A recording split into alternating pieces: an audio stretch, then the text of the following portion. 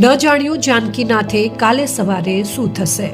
કંઈક આવી જ ઘટના બની સાબરકાંઠા જિલ્લામાં.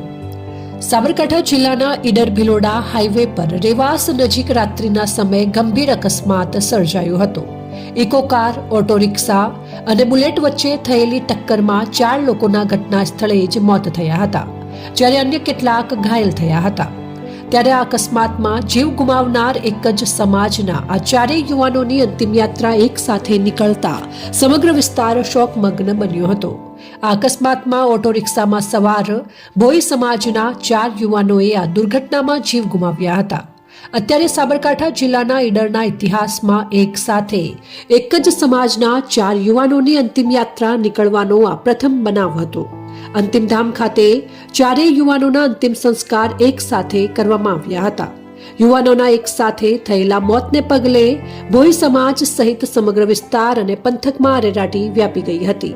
ત્યારે અંતિમ યાત્રામાં પણ મોટી સંખ્યામાં લોકો ભાવુક થઈને જોડાયા હતા. ત્યારે હાલ તો ભોઈ સમાજ માટે 16 ડિસેમ્બર મંગળવારનો દિવસ કાળો દિવસ સાબિત થયો હતો. સ્મશાન યાત્રામાં અંતિમ યાત્રામાં જોડાયેલ સૌ લોકોએ 4 સદગત આત્માના વૈકુંઠમાં વાસ મળે, સ્વર્ગમાં સ્થાન મળે તેવી સૌ લોકોએ મનોમન પ્રાર્થના કરી હતી. બ્યુરો રિપોર્ટ, ખબર વડાલી, સાબરકાંઠા.